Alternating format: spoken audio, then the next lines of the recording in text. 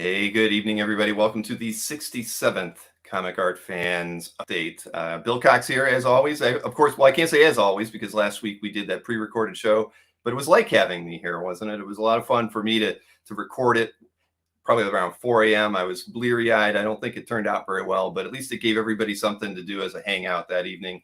And from the looks of things, a lot of people tuned in and watched it, so I appreciate that. We've got a really big show this evening, and it's I've got guests in the green room, and we've got a few video clips to show you that have been sent to me, and one that I put together about a little bit of my Vegas trip, at least as it related to something comic related. No art, of course, but there was an Avengers exhibit at Treasure Island that I went to see finally, and it was a lot of fun. And so we've got a few things there that I've put together to show you. But I've also got Hake's in the green room. So we're going to talk about their upcoming auction and show off some of the featured artworks that they've got. And then we've got this big unboxing that I've got right here. And I'll have guest Scott Wingo will be joining me since he sent that package to me. And we'll find out what's inside of it. But let's get things started because it's going to be probably a 2-hour show this evening with so much to talk about. And let me get my guests this evening, Kelly McLean and Tim Fling from Hake's Auctions. How are you guys doing this evening? Doing great. Doing well, man. How are you? I am fantastic. Like always, you know, like we were talking earlier in the green room, it's we're kind of living the dream, right? Getting to experience the hobby in different ways, but interact with sellers and buyers. I mean, you guys are sellers, but you have to deal with consigners. I mean, it's fun. It's fun kind of being an intermediary in the hobby to kind of bring people together to make the hobby more enjoyable by being able to sell and buy. I mean, CAF has always been about that. At the end of the day, I've always felt it's a big marketplace, and you guys get to do the same thing. So we're going to talk about some of the artwork this evening. But Tim, I know we just started. You've kind of been introduced to the email chains that Kelly and I have been on. Yes. So what is your role with Hakes? And give me the scoop on what you're going to be doing with them. Well, right now I'm mostly doing the social media. That's one of the main things. We got what some people would say is pretty heavy advertising going on during the auctions, and just some of these incredible pieces. We're just trying to make sure that they're reaching the audience, right? You know, you can reach just about everybody through the internet these days. So we're trying a lot of social media, a lot of different channels. Kelly has some great YouTube videos, and thanks for having us on. This is a great example of the kind of thing that we're going to be trying to do, and to reach out to these collectors and reach out to these consigners. And you won't think I'm exaggerating when you see some of these pieces. They're incredible. And I agree with what you said. You know, every day we come to work, and of course it's a job, right? We're here to do a job. But some of these pieces of art that we stumble across will just stop you right in your tracks, and you have to go, wow, look at this. Because I'm a comic fan too. I should point out I am a collector, and I'm very interested in just about all of these pieces that we're going to be showing you here tonight. Fantastic. And Kelly, I should ask you, give us a little overview on Hakes for those who aren't familiar with Hakes. Whenever it seems like you're one of the auction houses that people know the least about, and I know it's because of probably the breadth of things that you have in your auctions, but I think because you're well, as far as advertisers and people that I've worked with through CAF, you're probably one of the most recent ones, even though we've been working together for 3 or 4 years. We have, yeah. And as far as the comic art world goes, we have been selling it for years, for decades. One of our earlier experts in comic art had worked for Ted in the 90s and into the early 2000s. And but as far as Hakes goes, we started back in '67. It went from political buttons and all the way up to what we do now, which if you have seen our catalog or if you haven't, it is pop culture as a whole in the collectibles world. I mean, there's a copy right there. I got mine. In the current auction, the Captain America shield that you see there is the key piece, but we've had auctions where a key piece is a Pokemon sheet. It's a original art cover or splash page would get the front cover of the catalog. It all depends on how important the piece is, how much it deserves the spotlight. But Hakes as a whole, we gear towards the collector, and when people see the pieces, in our catalog, it's worthy to stop and read the description that we put all the time into, and it's usually means it's for some reason or another it's special. it's unique or it's not your average collectible. And as of late, we feel through our hard work, as you said, I've been on the road a lot. Through that hard work, the quality has gone up, and it keeps going up. But in this catalog and in most, it goes from political to political campaign items to comic books. Original comic art is a big reason why we're here today. To Star Wars action figures, other Disney items, which also goes into original art, and to concert posters, other things like that. It Sure. runs the gamut, as I think you said before. It covers all the bases, and even if you're only a collector of, if you think you're only a collector of comic art, chances are you're going to find something else in our catalog that'll make you stop and maybe even consider bidding on it. I think. Sure. Yeah. Now you guys were just at Baltimore too, right? I mean, I believe you took the Shield. We part of were. the It was an impressive. Tim and I felt it was an impressive splash and a very. We were able to have a decent presence there, and the Shield was a showstopper, I think. We had a cosplayer with us too. It was a first for that, and he was a professional Captain America cosplayer by the name of Night Mage. We'll give him a shout out there. And if anybody's thinking of having a cosplayer accompany their business or event, I would have to recommend him very highly. He's a sweetheart. He's a great guy. He was there the whole time, helping with the kids so they can get their photos with it. Yeah, he's a great guy. Yeah. Did he get to handle the Shield? I left that to Tim and I. It was before the show started. We put it under glass, and until pretty much it was safe at the end. Right, actually, the one day it was interesting. We had a lot of help with security with the Shield, which was great. And Tim was leaving with it to put it in under lock and key, and he was leaving with I think 8 armed guards had surrounded him as he was leaving the building. It was. I have to say that was a pretty surreal experience. Yeah, that was a new one for me. Yeah, and so it was. Everything was perfectly safe. Yeah, it was a great con actually. We were happy to be back. It was my first convention to go back to since the whole pandemic. I think it was Tim's second. The second, yeah. Yeah. Third. It's been a while for me. So I was happy to be back. Well, and we had some other fun things in that display. I think you would have liked, Bill. We had the what I call the super keys in the glass crystal case. FF1, X-Men 1. Definitely some great books. Yeah, it looks like you had someone thinks you had 8 armed guards when you left the casino too, Bill. Yeah, that's not the case, unfortunately. I had pockets when I left. Oh the casino. man, nothing filled with money, unfortunately. Thanks, Rick. But that's pretty cool. I can only imagine how fun that must be. So as far as for me, I actually haven't been to a show yet. I'm looking forward to that, but I've kind of said I'm going to wait till 2022. But Baltimore is always a good show. I mean, I know they put on a great show there. So and I heard nothing but great things about it. I know a lot of the artists that went, and the dealers that went, all had a really good show. So it's nice to have them back. I mean, we've been filling the gap with shows like this since COVID started, but nothing replaces an in-person show. Either for doing the PR things like you need to do, or just in the marketing side of things. I'm sure while you're there, you're talking to people about consigning. Oh yeah. Everything. So it's not just about previewing that's one of the main components, actually. Sure. Especially Baltimore is a very comic collector centric kind of show. Some of the shows are a lot of other things besides comics. Mm-hmm. Baltimore is very comic centric. Mm-hmm. Yeah, that is what I've heard. I've never been to it. It's one of the few shows I've never been to. Well, you're always invited. Always invited. Yeah. Come with us next year, Bill. Hey, I just may do that. But before we start looking at any artwork, I did want to let everybody know that Hake does not allow these guys to take this artwork home. They are in the offices.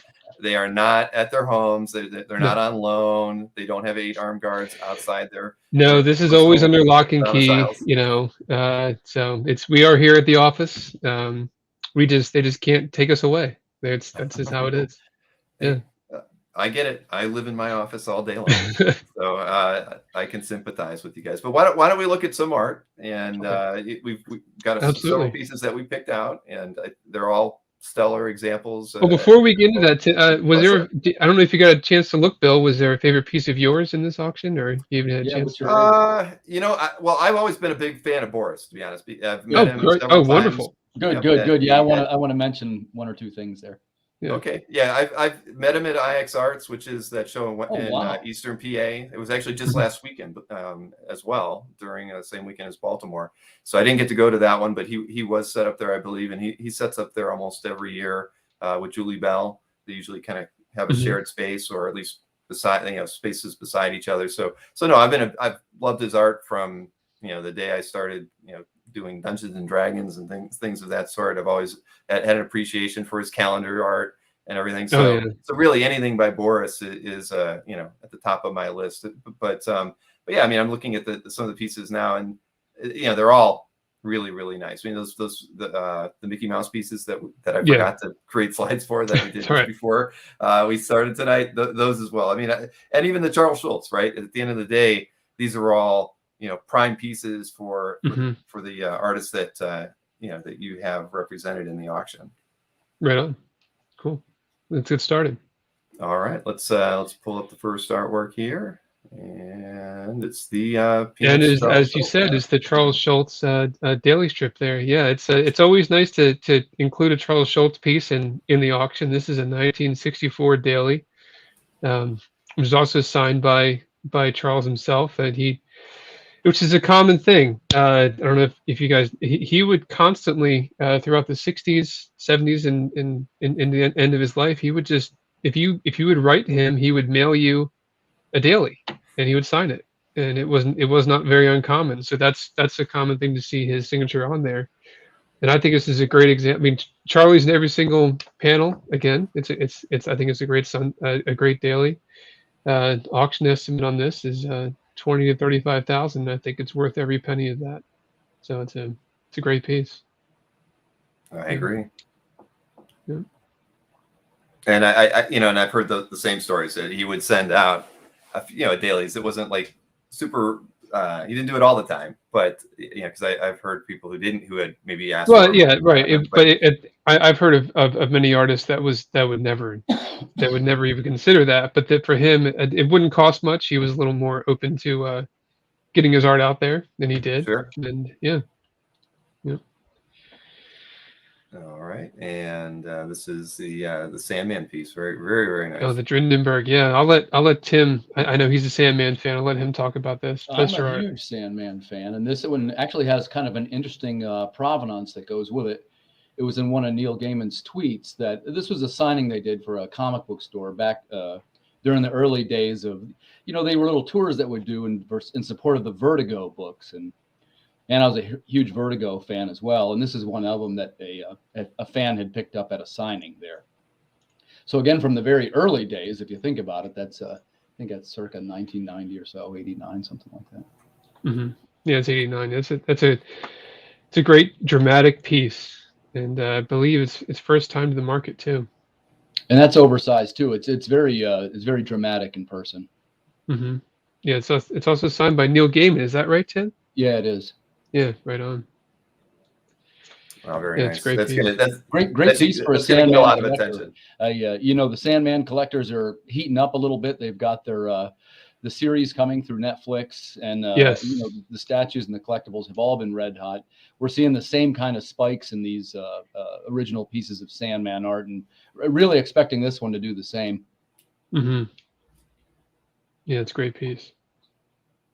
Yeah, I agree. I mean, they're just like it seems like every time a character from any comic series gets their own TV show or movie, that the art tends to get a little more expensive around that time. I mean, Sandman art has always been very desired by original art collectors, but you can look at now that they know Warlock's from Marvel's going to be in something coming up. Now Warlock art is kind of starting to spike. I mean, you see it. It's I always wanted to say that it's not true. That kind of stuff doesn't influence buying behavior and prices in the hobby, sure it but does. it does. Yeah, it does. No, it really does. Yeah, we see that. All right, let's pull up this next one here. So that's a piece by J.G. Jones, and that was from Grant Morrison's Batman and Robin. It was the cover art. And, you know, in this case, you can see it's a beautiful piece, but it really doesn't do it justice seeing it like that. The colors are very vibrant on it. You'll notice the reds and the greens. Do you see what I'm saying there? Oh, yeah. I love J.G. Jones painting. So, I mean, he can, he's a master.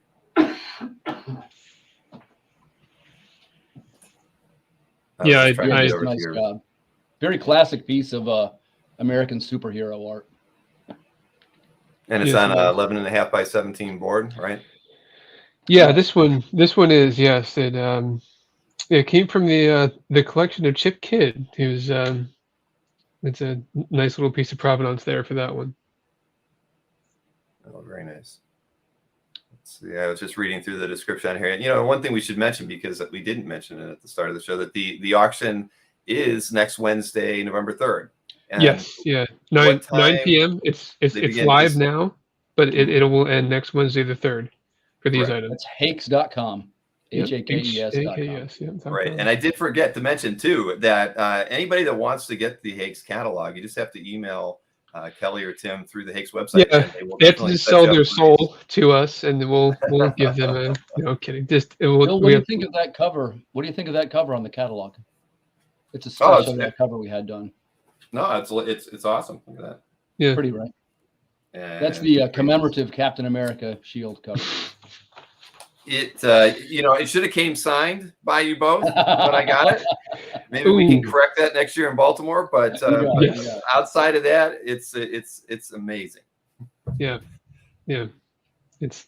But yeah, we should have mentioned that up at the top of the of the show though. About the, see, I'm still learning the ropes here. A year and a half later, but yeah. So and we also should note that it's auction 233. So you've been doing this for a very long time. I mean, you only do 3 of these a year, right? 3 to 4 a year. My first auction with Hakes was auction 180 back in 2004. I've been here for quite a while, and it began in the late 60s. It was a much smaller pamphlet, and it grew to what it is today. And I think it's a catalog to be proud of, we think. And it's a good one. Yeah, it's something people wouldn't want to throw away. I can tell they usually don't. We have people that, they might not bid. It's fine. That like to pay for for the subscription to get one, and if they're missing one, doesn't get there. It happens. It's frantic. They want their set. They need, and that's and we understand that it's part of the set. They have 232. I need 233. Where is it? It's got to be here, and we take care of that. Yeah. All right. Yep. Nope. That's great. So anybody who wants one, reach out to these guys as soon as you can, and they'll get one to you. All right. Let's look at some more artworks. And this is an interesting piece. Oh yeah, the Mosaic. Yeah, this is an actual mosaic. It's essentially it's assembled out of like shattered fragments of tiles. It's an oversized piece. It's also quite a heavy piece. It's by an artist by the name of Matthew DeMasi, and they're really amazing, these pieces in person. And one of the things that he's kind of known for, he develops these works for typically they're variant covers for. They're made into Marvel variant covers. For example, there was an Amazing Spider-Man 129, that kind of thing. Mm-hmm. Now, this one here actually hasn't been a cover, but it's obviously a recreation of Batman Adventures 12. And I think it's a classic piece because, number one, I think the mosaic thing is really cool. I like the giant size of it. And it's, of course, got your 3 main characters. No matter what type of art, they're popular characters, what you're featuring them in. So I'll agree with Tim. This one it's massive. It's beautiful in person. It is heavy. So I think somebody asked how much it would cost to ship. It will cost a little more than the average painting, but it's worth it.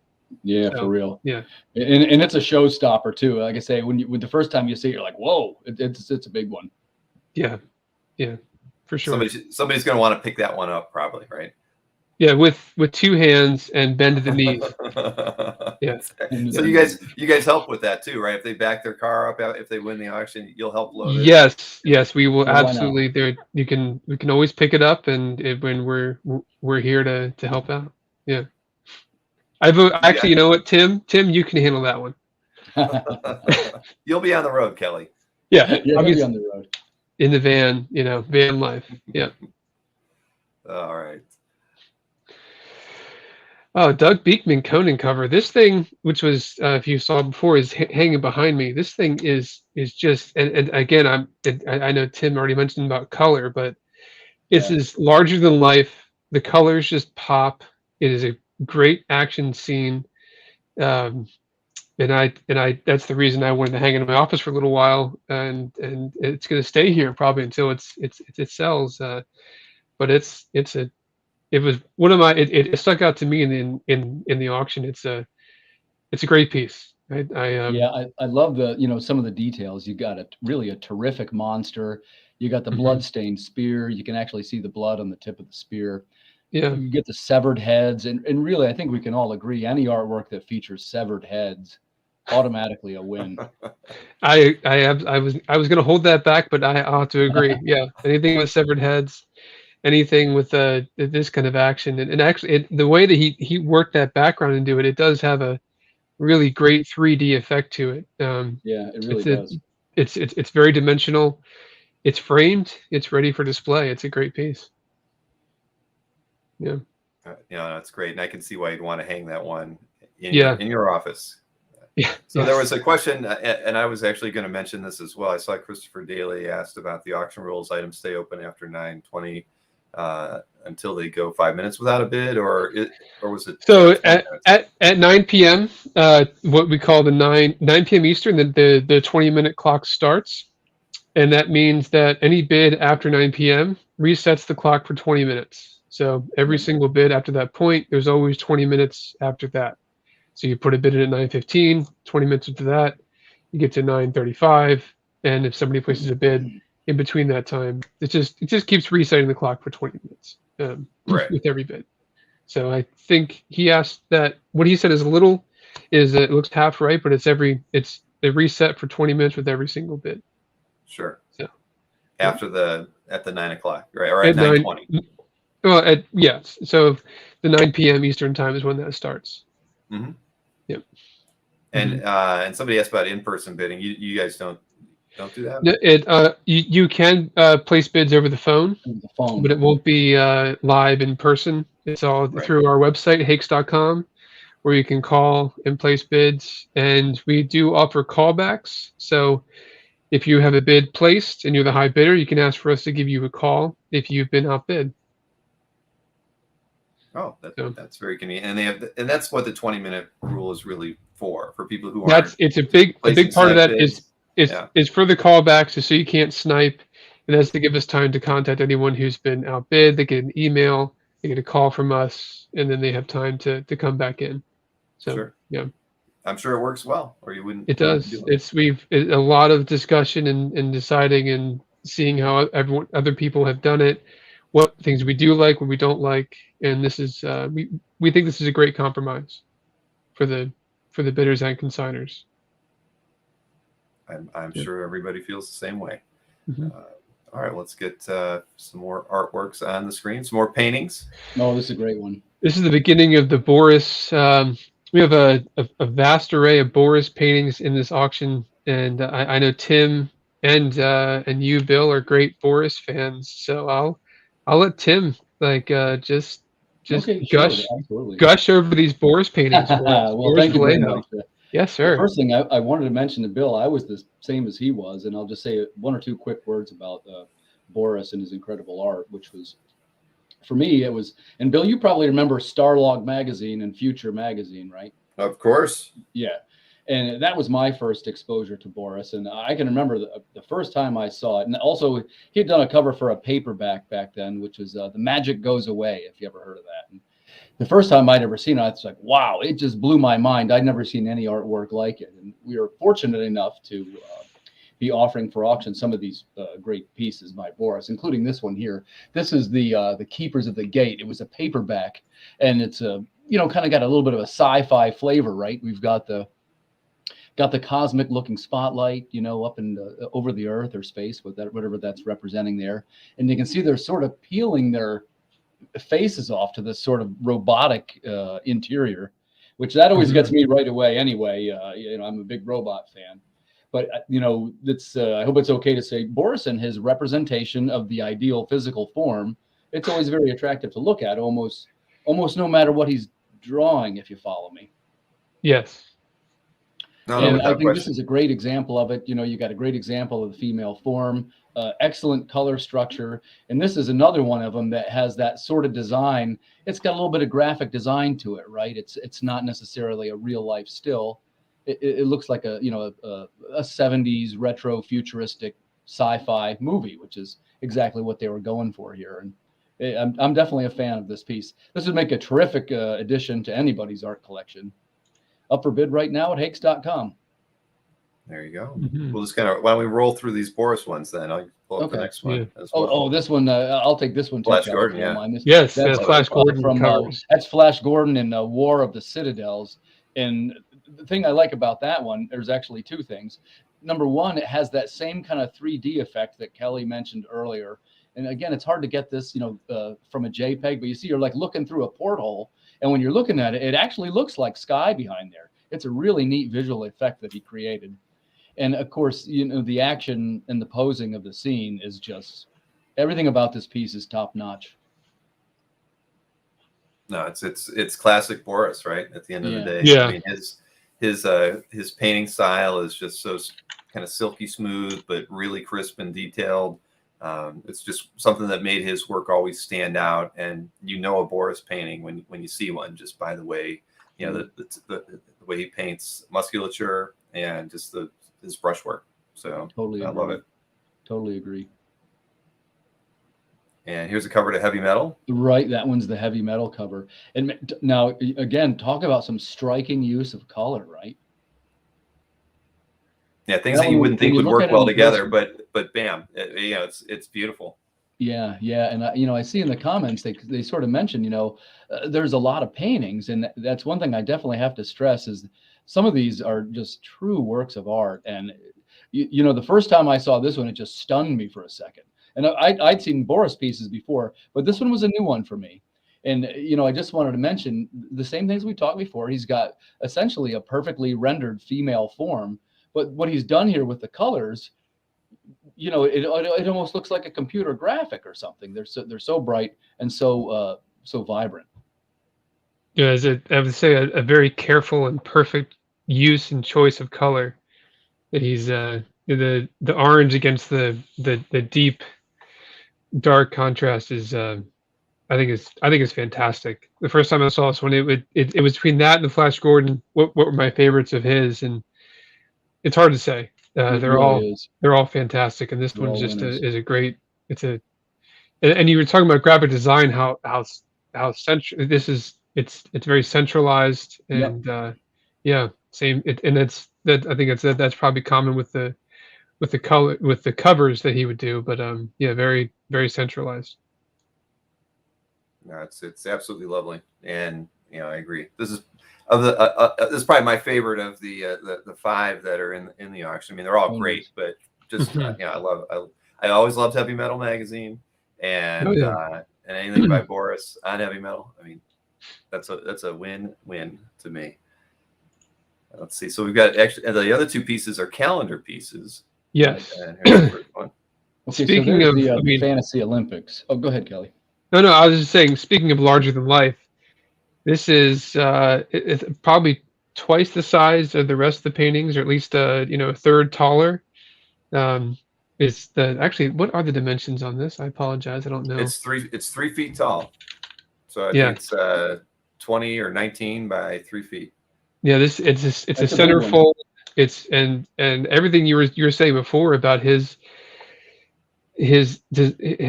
muscular design, I think, is shown here, and in a lot of the Olympics pieces, including this one, is spot on. It really is. Yeah, I totally agree as well. The musculature, the lighting, the symmetry of it, it's classic Boris in this piece. And if you were looking to be something that was an example of his style, I might point to this one first. Like I was mentioning, I'm kind of fond of the Flash Gordon myself. I thought that one was amazing, but you definitely have to consider this one too, because it's so exemplary of Boris style. And this is the one where you'd look at it and you'd go, wow, that's Boris. You would know right away.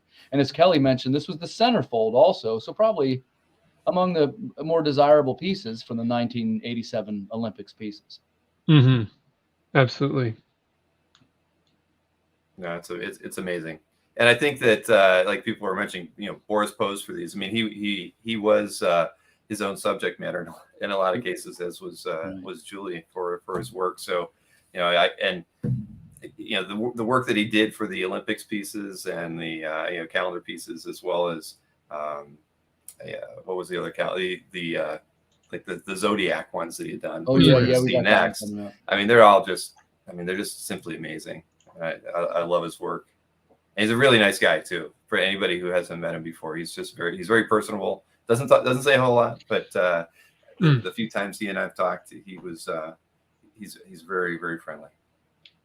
Okay, so there's the Zodiac piece. That's some calendar art from. This is 1988. This piece is from, and this is another one of them too. That when you look at it, the colors on it are very dramatic. Like when you look at, for example, the beautiful colors in the landscape in the background, it's beautiful even before you get to the perfectly rendered model, just the way he does his backgrounds and the light sort of leading through at the horizon.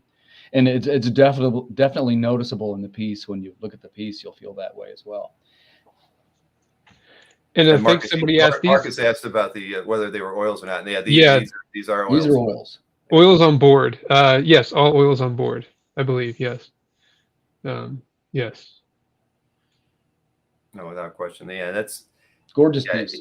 It really is. I mean, it was so because back then, I mean, this is when calendars kind of became the thing to get, right? And sure, they were collectibles in those days. They were. I've actually still got 2 or 3 myself, believe it or not, and I didn't throw them away. It's just I threw them in old art portfolios I had, and I came across them 4 or 5 years ago. I was a little surprised that I kept them, but I still have them. I should get them signed sometime from him. But yeah, those are fantastic. And for something like that, I mean, do you get those all from one consignor? Did it happen that way? That actually did come from one collection. Yeah, that was a nice section to promote, and we again, we were talking about what's your favorite, what's not. It's always nice to have those I would say geek out moments here at the office where we can just not argue but discuss what's our favorite, and that's, I guess that's the fun part of being here is sure. the constant rotation of beautiful artwork and pieces. Well, you get to change the art in your office every 4. Yeah, I mean, there was a time there were from Frank Frazetta's to Boris Vallejo's and the Beekman. Yeah, there's always something great to hang up. Yeah. Well, I'm envious. I don't get to change my back wall too often, and I have no more room to hang anything. Got to work it around a little bit more over to here, the spaces you guys can't see. Gotcha. All right. Yeah. Well, let's look at a few more pieces here. Sure. And some more paintings. All right. Enrique. Oh, perfect. I'd love to, Kelly. I'm going to start here if you don't mind. Yeah, it's in your office. Go for it. The first thing, do we have any Vampirella fans out there? I think we have several. Nick Barucci is in the audience, and he does Vampirella comics. So oh man, outstanding. Yes. So I'm a big Vampirella fan too, and some of these images are sort of iconic, right? Like we would recognize it right away if someone said Vampirella. If you hadn't seen this image, you'd probably envision something very much like it, right? So sure. This is by Enrique Torres Pratt. He goes by the name Enrique. And there's a couple of these pieces that are really amazing. And I want to just make a quick mention. This is the one that is behind me right now. And the thing that I think is really cool about it, and this is, again, difficult to translate in the JPEG, and sorry about my lighting is imperfect there, but you notice it has sort of this translucent effect on the ghost, right? And she's sitting in like this ring of fire, sort of, and the whole thing is like smoking and smoldering. It's smoke effects and translucency effects that when you see it, you're like, oh my gosh, you can't even believe it's a painting. Yeah. Yeah, and that's huge too. It's 4 feet by 5 feet, right? Yeah. Yeah, it's a giant. It is a massive, beautifully massive framed painting that that's a showstopper. It is. I think. This is Yeah. a great example of when we say something is arresting. When this came through the office, we stopped right in our tracks and went, "Oh my gosh, look at that!" Dang. No, I think everyone here that's a did. beautiful painting. Yeah, vibrant Mhm. reds. Again, take a look at those reds. The skin tone is basically perfect. And like I say, the what I'll call the spooky effects on this ghost they're top notch. Mm-hmm. Now, this was a commission or a specialty piece. It wasn't as far as being published. This was a specialty piece. Yeah, this was a I believe this one was not published. It was a specialty piece. He was known for these. These have been around in the market, and I agree. He is a Spanish master. But it's and I think I've already said it. This show, I've said it in shows before, but it's something you have to see in person. It's just based on its size and its detail that we're at least Tim's able to explain it. But it is really it's a masterpiece. To see it in person, it will exceed your expectations. Mm-hmm. Well, I mean, just the size alone. I mean, I can't. I don't think I've ever bought a painting that large. I mean, I see them at IX all the time, but they're intimidating, right? I mean, so it'd be perfect if you had like a great room with a place to hang it over a fireplace. I mean, it's definitely could be the centerpiece of a room. Mm-hmm. Yeah, I agree. Oh yeah, here we go. Speaking of which, here he is again, or here she is again. Yeah, and this is Enrique again, and just a couple of quick notes on this one because some of these pieces really speak for themselves, right? But you notice again we have some great use with the color. You know, we have these reds, sort of like demons, devils dancing in this sort of a moonlit, tree-lined background. And like I say, the sexy poses of Vampirella is really her trademark, and that's what I was gently getting at when I say if you had to imagine what they would be like. Most of us would imagine Vampirella in most of the settings like this. And again, this one doesn't disappoint either. The colors of it, the composition of it, the anatomy and rendering, it would make a great addition to any collection. Up for bid at hakes.com. Yeah, she's literally staring into your into your soul in that painting. And you see there's like a little drop of blood there. Yeah, right off of her, like she had just fed, if that's okay to say. I think she did. It is Halloween, so. Yeah, happy Halloween. That's right. Yes, it's appropriately themed for the show. Right on. Yeah. No, that's great. And I didn't check to see the size on that one. Oh, that's let's see, 42 by 62. So another really another large, impressive. This one is not yet framed, but it's once that's in a frame and on the wall, it's like just like the other one. It's a centerpiece for a great room, a great hall. Maybe not the kids' room, but it's good for the great room of the house. Exactly. Or well, after the kids are out of the house. Right. Oh yeah. Sure. Absolutely. Yeah. Exactly.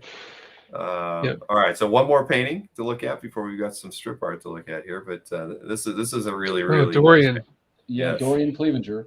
This is another artist who's often considered one of the modern fantasy artists.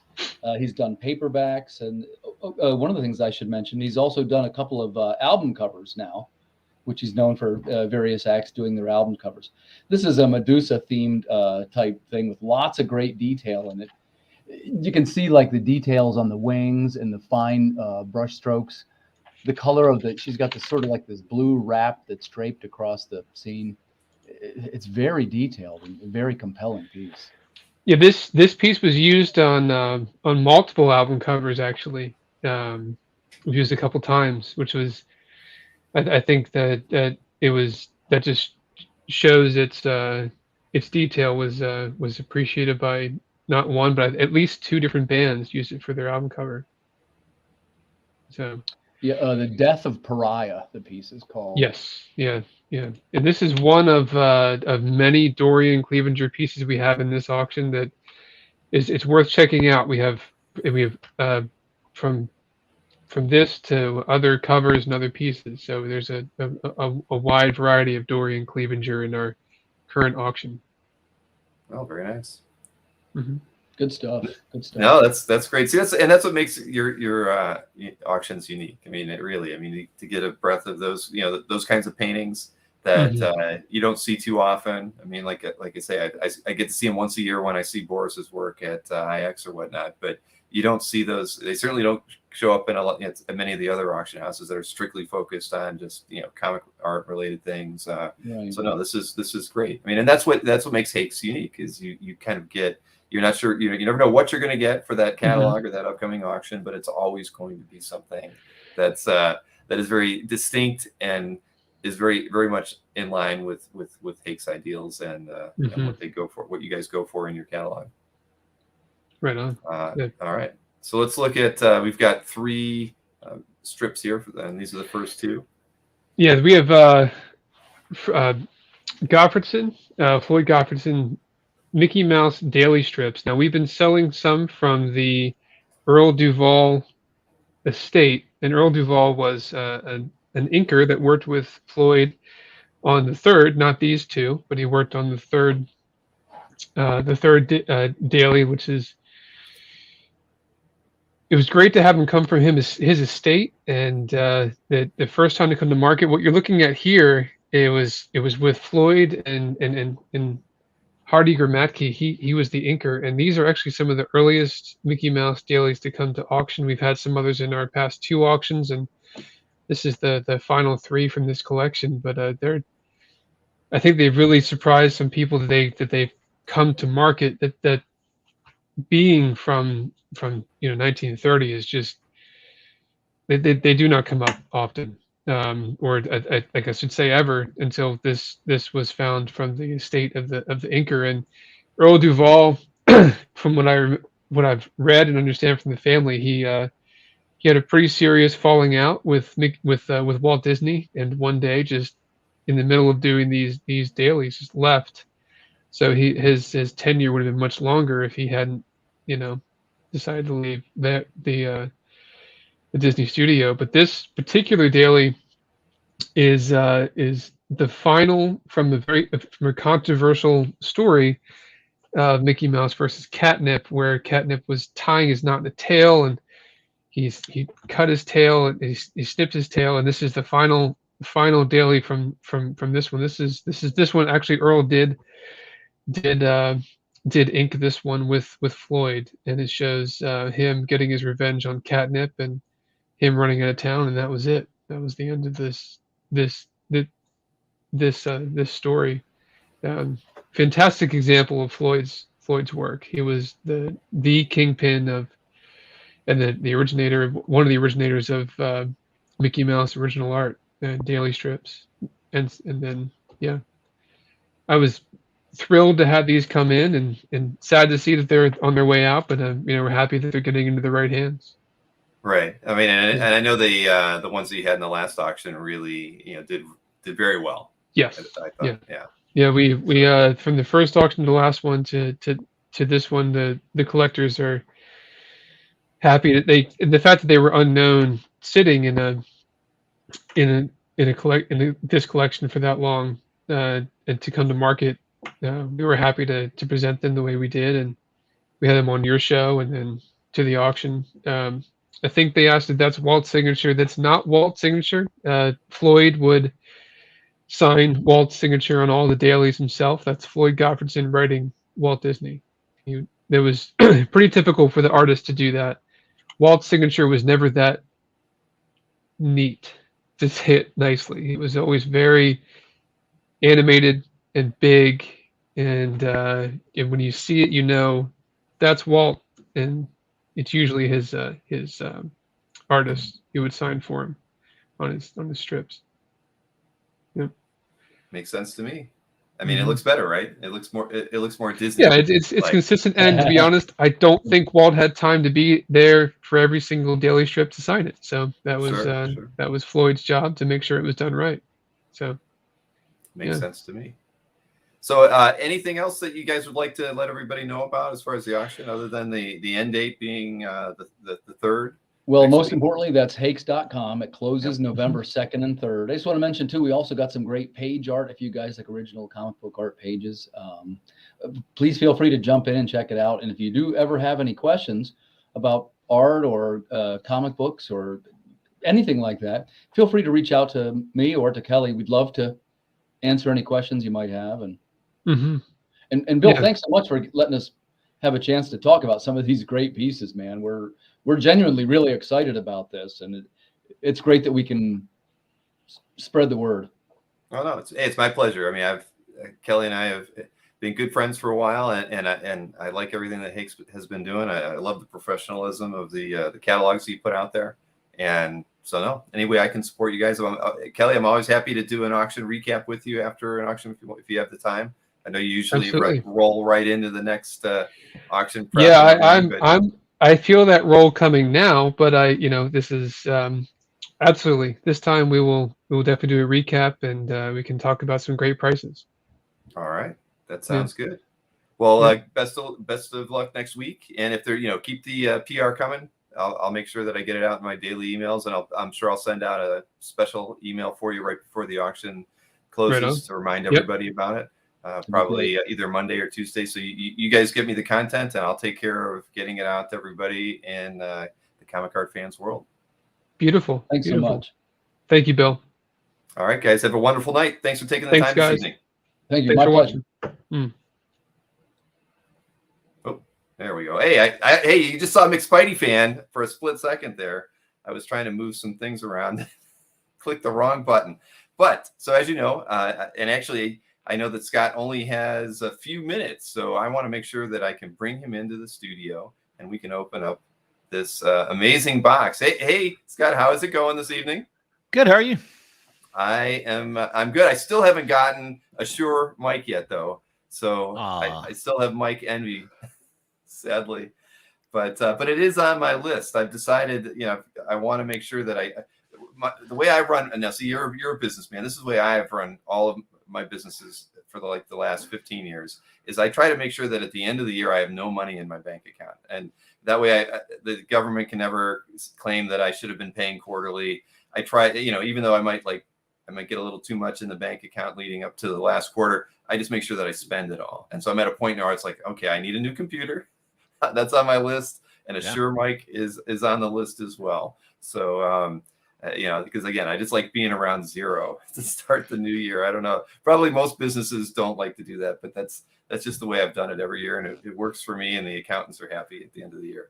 Yeah, no one loves paying taxes, so I totally understand. It's like you're getting a 50% discount. Is one way to look at it. Exactly. Yeah. Right. Because because early on, when not to talk business, but early on in my professional career, when I started doing my own thing, the first 10 years I was paying quarterly taxes, and it never worked out. I either paid too much, and then the accountant would swing you the other way, and then I'd pay too little, and I couldn't stand it. And that's why I was like, you know what? Forget this. I'm going to end at zero every year, and no one can complain about that again, because I didn't like the roller coaster. I couldn't handle it. Totally understand. Yeah. The other way around that is to raise venture capital, then you never make money, so you don't have to worry about it. Well, that when I start my next business, that's definitely what I should probably be thinking about, because being your own boss isn't always what it's cracked up to be. Having somebody else be around to kind of give me direction might be a good thing, because I do get off on tangent projects a lot when I'm not when I have nobody else responsible to. So it's been kind of the bane of my existence in a weird way. But things like this show and the things that we've done on Comic Art Live wouldn't have happened if I didn't have the time and decide I'm going to pursue this. So it's worked out, not all the time, but sometimes. Yeah. Every business is different, and how you approach it's different. Yep. But hey, you're on the show because I've got this. Yeah. Let's get to the mystery box. Right. I mean, I got back from Vegas, and the first thing, Maureen's like, it says you can't open it until the 10/28 live stream, and it even had the CAF update logo, and it said your friendly neighborhood McSpidey fan, thwip. And so obviously I knew it came from you. So let's see. I don't want to. Ever since Mikhail did his packaging, I've just felt like such an inferior packager. I felt like I had to do something. That was my weak attempt, and I don't use Photoshop, so that's like Microsoft Paint level. But yeah, no, it's you're right. If I showed you Mikhail's, well, you've seen Mikhail's packaging, so it's like he I goes just all feel out. so inferior. It's not even funny. So while you're opening it, I'll do a little talk track. Okay, very good. Yeah. So you were in Vegas, and I was sitting there with nothing to do that whole week other than watch the Billbot episode, the tired Billbot. And you could tell I was tired, couldn't you? yeah. And you were that was the shortest show you've ever done. Yes, and then I've been reflecting lately about the pandemic and everything. At business, everything's kind of coming back, and you've gone on a trip, and a lot of us are trying to travel. And I was thinking, what really helped get me through was all the work you gave to us here on CAF. And I know you're an introvert like me, and that was probably a lot of effort to do all those shows all the time. And I actually watched an old show. I think I watched one of the first Dueling Dealers. You've gotten so much better at this. I actually went back. I recently went back and watched episode 1 and around episode 7 or 8, and boy, was it bad. It wasn't bad. You could tell we didn't know what we were doing, and we were trying. And but that's that's the thing. I've really appreciated the fact that everybody in the audience has kind of given me time to make mistakes, and I think that it's helped me learn and kind of feel my way through doing both Dueling Dealers and this show. It's been a lot of experimentation, and I know that I've been clumsy many times, but I think that it's helped make the show better.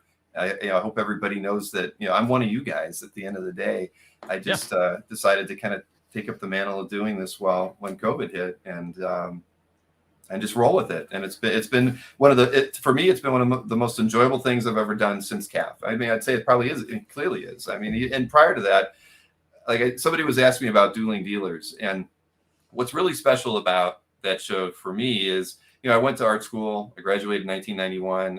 I was doing a lot of video editing and things early on VHS and things. But after college, I never got to be really creative at all. And so what I enjoy about Dueling Dealers is the fact that I'm finally able to be creative again. All these years later, 30 years after college, I'm finally doing something that I feel is really creative. Web design is fun, but it does have that business aspect about it. And again, Dueling Dealers has a business aspect, I guess, at the end of the day. But for me, I don't see it like that at all. It's the fact that I get to be creative, entertaining, and at the end of the day, I can afford to be an art collector again, which is something that we've talked about a lot. Ever since I opened the golf course, I really stopped being an art collector, and because I didn't have the extra income to do it. And so it's been a great thing for me to be doing this, because it's made me be a collector again, and it's helped me be creative again, which I can't believe it took me 30 years to kind of get back to that. And again, if you guys weren't here watching these things, I wouldn't have anybody to do this in front of. So it took a pandemic to get exactly. I know. I mean, I do laugh about that we had to go through this to have this happen. But all right, so I'm going to open this up. Yeah, so I got you a small token of appreciation, and I kind of think of it as coming from the whole community. Everyone's channeling through me, and then since your family is so involved, I got a little something for all the kids in there. So you have to make sure you share with Maureen and the kids. Night pets, very nice. Yeah, so that's those are we call them lighty penguins. So we found this company that makes these cool little night lights that are penguins, and doesn't sound very exciting, but they're a lot of fun. They go through these gradient color changes, so that's kind of, I think I may. Well, I've always wanted something like that for my. I think my daughter stole mine. And this is for the kids too, right? Not sure. For me. Yeah, and you can press his tummy there. He makes a little noise. That one does. There you go. Man. I am the proud owner of a Shure microphone. Boom. So now you can get a laptop. Right now, I was just telling it. That's so funny. Now I'm going to have to find something else to spend that money. Yeah. Darn it. Yeah. And it's kind of a selfish gift because now myself and the rest of the community, we get to hear your golden voice much clearer. And some of these, some Get Spiffy. I love it. Yeah. You can put them on portfolios. You can, they're useful everywhere. Wow. I don't know what to say, Scott. I mean, this is just it. Ever since you were on, I've been so jealous of your microphone, and I got one for my daughter, and I've been jealous of everything that I've heard her doing, and I just wasn't. The thing is, it's back to that. It wasn't like I didn't have money when I stopped collecting art. I've always been a very frugal collector. I have a hard time spending a great deal of money on this hobby that we all love, even though, even when I have it. And so even things like this, I wait a very long time. So I'm just I can't even begin to tell you how happy I am. I can't wait to plug this thing awesome. in. And I'm not an audiophile, but my podcast partner, I used to have a desk one, and I'm a desk tapper. And then my podcast partner got very mad at me. So the studio arm is better for isolating your voice and stuff. And I don't know what your setup is, but it has like a little clamp that'll grab onto your desk. And then this one, I don't know which one you got your daughter, but this podcast edition of the mic, it has a USB, so you don't have to get into that fancy audio stuff and then convert it down into your computer. I got it. What is it? IRL or whatever that other connection is. Yeah, I didn't like it. It was a very difficult process. So this one has a USB. Okay. Yep. And it should, finding the Windows driver should be pretty easy. And there's a little app. The other nice thing is it has a mute button, which is kind of nice. So if you're sneezing or something, and there's a software one, so on your computer you can hotkey a mute.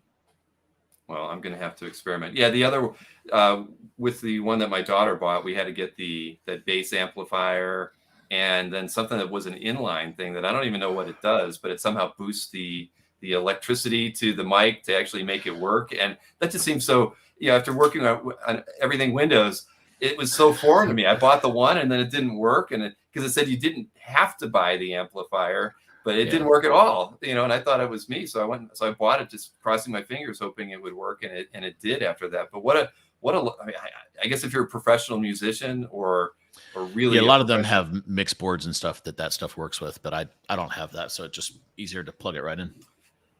Well, I don't know what to say, Scott, but other than thank you so much. This is, Christmas has come early, so this is amazing. I'll have it plugged in for my show on Saturday when I do that show with Mike Oming. So that'll be fun. I can't wait to try it out. Well, I'm going to test it first to see if my voice actually gets any better. But can't wait to hear it. Yeah. Wow. Yeah. See, Fish says, "Well done, Scotty." So there you go. No, I've gotten a lot of nice things, but this is great, and it's so funny that I mentioned that I was going to buy one. So you beat me to the punch. I'm clairvoyant like that. Wow. Well, so thank you, Scott. Hey, you know what? Since you're here, I do have I actually have a package open. I think I know what it is. It's artwork from Anthony Snyder. It's back to the whole I'm able to get good things for myself every once in a while. It's not fantastic, but if you don't mind hanging out for just another minute or so here, let's at least see what Anthony sent me. It's not a portfolio, though. I mean, I did mention the other day that I've got like 3 or 4 of them now, which he doesn't need to do, but he continues to send me them. He's been loading like 50 Spider-Man pages a day on CAF because my alerts have been firing off like crazy. Oh man, well, sorry about that. That's fine. That's why it exists. He's he loves going to shows because that's where he gets a lot of his merchandise. Yeah, he is loading up right now. All right, so there you go. It's a Mike Mignola Baltimore piece. Oh, nice. I've just always wanted an example. I want a Hellboy page if I can ever find one, but I figured this is I'm a big illustration art collector, and so I've been wanting to get a piece. And he actually put this in I think like 2 weeks ago in the Dueling Dealers setup, and I emailed him. I'm like, can I have that versus you selling it?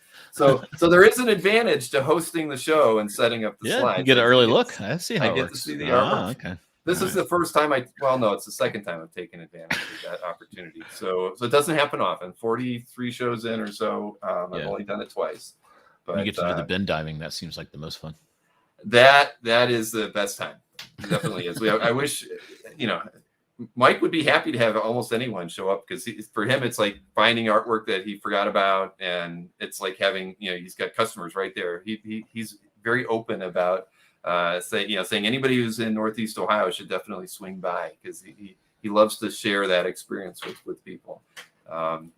So again, wow. I mean, I hope my family's watching. They told me they're in Florida tonight. Of course, they took off as soon as I got back from Vegas. My Maureen, Gwen, and Emma took off to hang out with her parents in Florida for about 3 weeks. So I am home alone. Well, actually, Ashton, my son, is here with me, so he might be watching. Yeah. But again, thank you so much, Scott. Absolutely. I mean, it means a great deal to me, and I mean, again, it's I just can't believe how you figured that out. Well, thanks for all you do, and I look forward to hearing it on the next show.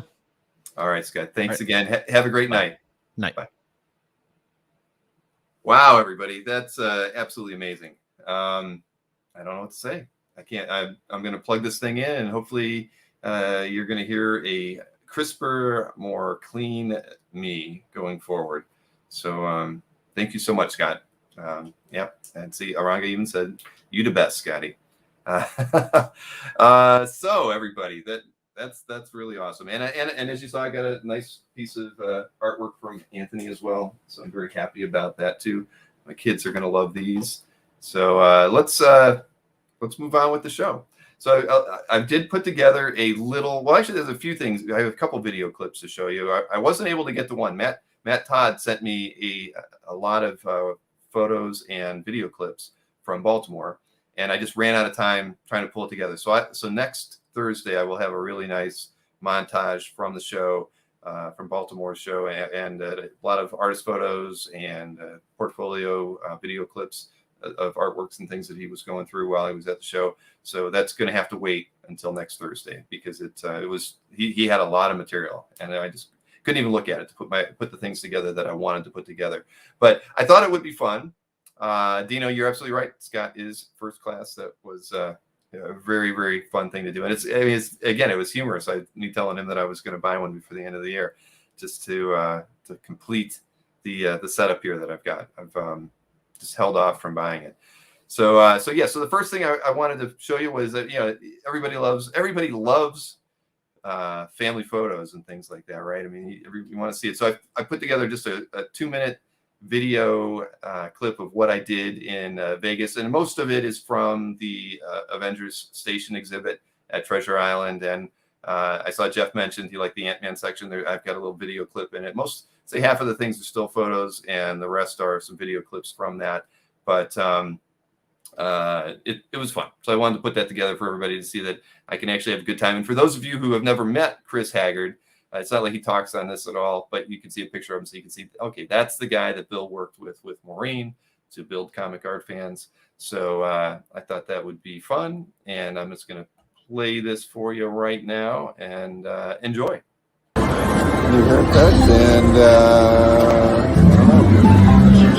this is Vegas. This is the extent of how much fun I get to have in Vegas.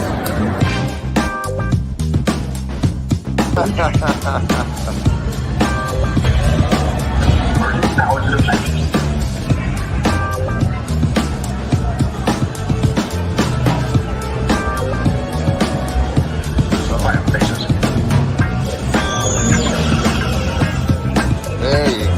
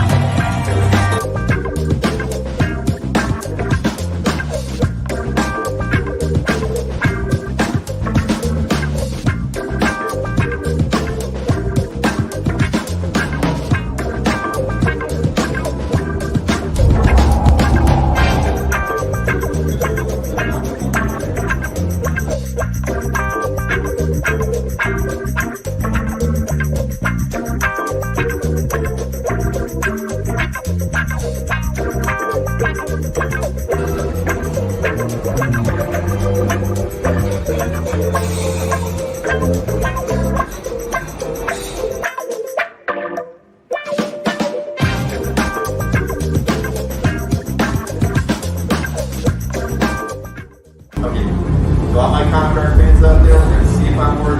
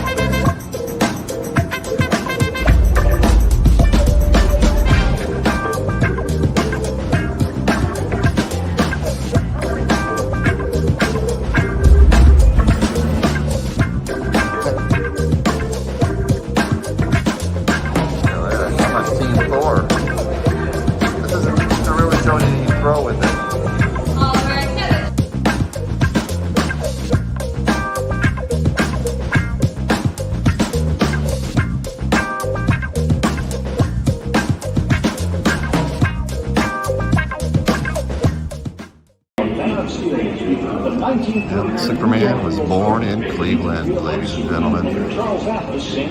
For all you comic art fans out there, you may not have known it. Siegel and Schuster. Yeah, that last video clip was from the Cleveland airport while I was waiting for Maureen to pick me up. But yeah, it is not appropriate to shoot video inside of a casino, but we did it anyway. But yeah, the station exhibit was fun. And when I saw, I did not see that part where you could buy the statue. I was looking at the photographs after the fact that, I think that the exhibit is on the way out. There were all these signs when you went in saying that pretty much all the men's shirts are sold out and all they have left are women's shirts. So don't come in to pay your entry fee hoping to be able to buy some cool men's Avengers merchandise, because there really wasn't any. But with that sign on the statue, it gets pretty clear that they're on the way out and it's available for purchase. So maybe I should find out. I mean, that would be great. Maybe Berkey's got some room at his place for a Thor and Hulk statue. So, and yes, very cool with Superman. And a fun fact here is that when I think it was the Schuster home went up for sale, Mike was one of the people with a couple other investors that was trying to buy it. They wanted to make it into a museum, which of course it ended up being made into one here in Cleveland. But Berkey was one of the people trying to facilitate that. He wanted to be involved with it. And I don't quite remember the situation, how he ended up not. I think like maybe the family kind of stepped in and decided that they were going to keep it and kind of do the museum and things on their own. But Mike was very interested and involved, and I think they got pretty close. Did I get a Shield ID? No, I didn't. They didn't have anything like that when I went in. So I must have missed out. But like I said, you could tell that the show probably isn't going to be there much longer, unfortunately. But it was a good time. I know it's been there a long time. I've wanted to go probably the last 2 times I went to Vegas, so it's been there at least for 4 years. So it is, and it was very geared towards the early Avengers movies, of course. So so very good time. And so similar to that, Carlos Mo actually shot some video at the Marvel Universe exhibit that is in Chicago. And so I've got a couple minutes of video from that because it's primarily comic art related. And Carlos was great to send me that. Oh, and I say, okay, I'll show that in a second. But yeah, I didn't really shoot any memes while I was there, Marcus. I probably could have with all the money I was losing and blowing. Well, I didn't blow a lot, but I think I lost maybe $400. I don't play. I can't play cards. It's back to that. I can't sit at a table with a bunch of strangers and try to. Because I know I'll do something wrong and they'll hate me for it. So I just can't do it.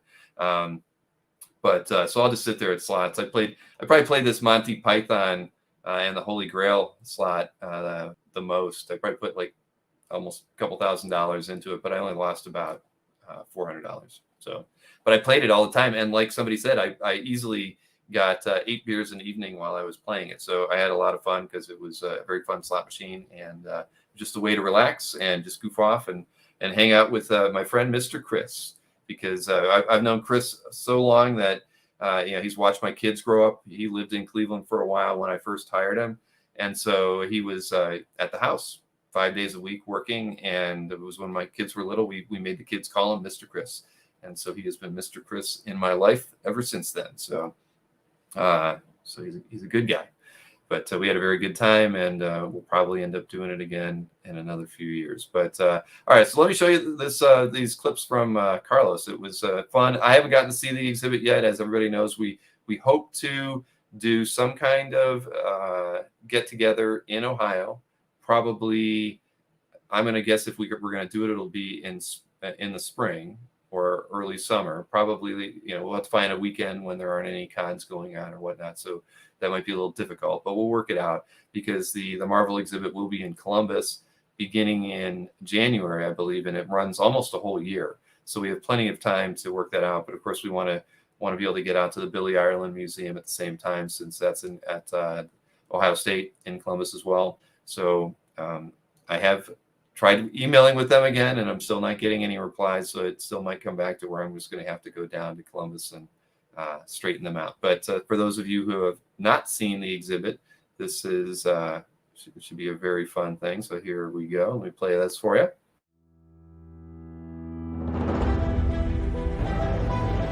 Marvel exhibit at the Museum of Science and Industry.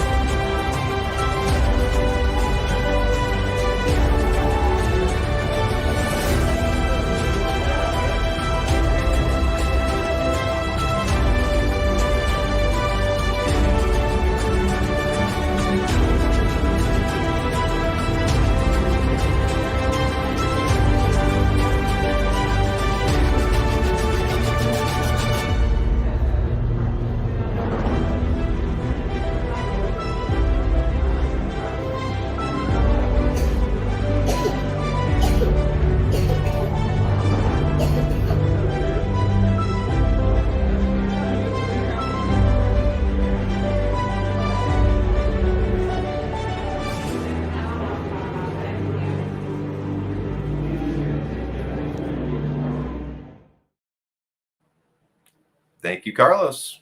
And I have not seen the exhibit myself. I know many people have. I remember Will Gabrielle had posted some photos of him with the thing. So I know several people have seen the exhibit already, and lots of familiar artwork in there in certain people's CAF galleries. That was also on the wall. So it's nice to see that they are allowing it out in the world for everybody to enjoy. And it's probably doing some benefit to our hobby, right? Bringing more people into it in some way or another. So I think it's a good thing. And again, thank you, Carlos, for putting that together. That was a surprise. He just said, would I like to show it? And yeah, send it along. So I always make that. I'd like everybody, if you're ever out, please do shoot some video. If there's anything comic art related, I'm happy to share it here on the show. So let me get to a couple other things before we do the CAF update. And first off is I just want to go over the upcoming schedule. And first off with the Dueling Dealers stuff, of course, not Dueling Dealers related, but I will be doing the sale with Mike Oming on this Saturday, 1 o'clock. He has sent me 20 pieces, and they all range in price between, I believe, $300 and $1,500. And there's probably half of the 20 pieces are cover artwork from Powers. There's a Midnighter cover. And what else did he have? I have to go through because I haven't made the slides yet. But so it pretty much runs the gamut on the price range thing. So I think it's going to appeal to a lot of people, and the show should be fun. I've only talked to Mike a few times, so we'll do the interview at the beginning of the show and then dive into the sale. And I hope everybody can tune in for that.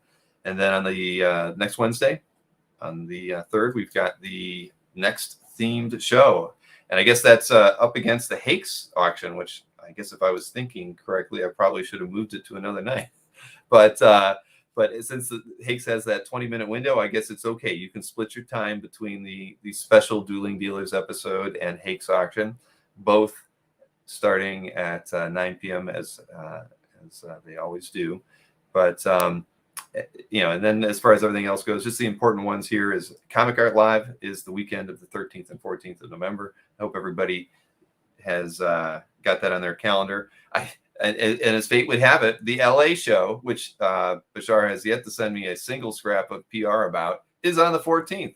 So in the past, he and I have coordinated so we would not have the shows fall on the same weekend, but unfortunately we have not coordinated. I know Bashar took a lot of the summer off, and maybe that led to it, but I literally have not gotten a single piece of PR from them. And Tom Kraft always sends me those things to post. We haven't gotten anything. So I found out when I was talking with Dinesh, because Dinesh is going to be setting up a collector table at that show. And when we were in the green room, he mentioned that he was doing that. And I'm like, when's that weekend? And he told me it was the weekend on that Sunday. So the 14th is the LA show. So unfortunately, it's on the same weekend as the Comic Art Live show. But as we all know, most of the good art gets dropped on Saturday, so it shouldn't impact either of us. Then as far as next up special stuff, the Saturday, November 20th, I will have the Jiggy from Next Comic Art on, and probably several of his artists will be doing another art drop and art sale that day.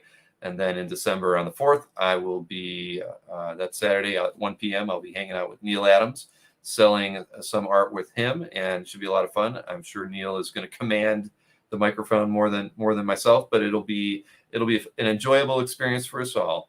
And then the following weekend after that, I will have Greg Hildebrandt on at 1 p.m. And he's supposedly putting together some artwork special just for us. And hopefully he can get it done, because that's why we had him scheduled a few weeks back, and he wasn't able to get the work done that he wanted to do for the art drop with me. And so it got pushed back. So that's my upcoming schedule. But I did want to show it's not by any means a finished teaser for next Wednesday's Dueling Dealers. But Ashton, as I mentioned, the girls are all gone. Ashton has come back from his college life to hang out with me while we do all the video editing for next Wednesday's show. And it's a lot of work. So the grunt work was getting everybody green screened properly and the video set, those bits all put together. So now we can start compiling it. So we really haven't had time to put together a fantastic teaser yet, but I did put together just a little something for everybody so you can get a little bit more of a heads up on the overall theme for that show. And here it is.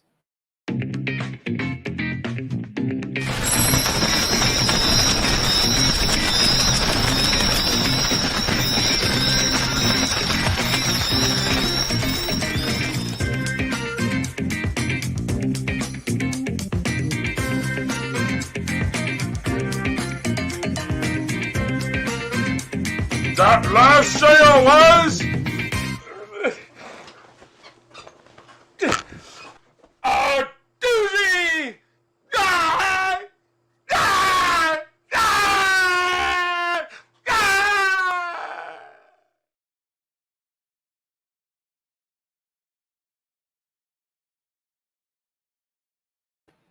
So there you have it. It's going to be a very fun-filled episode with lots of special guests, because you did not see Anthony and Sharon in there, so they've got special roles to play in this. And thank you, Jeff.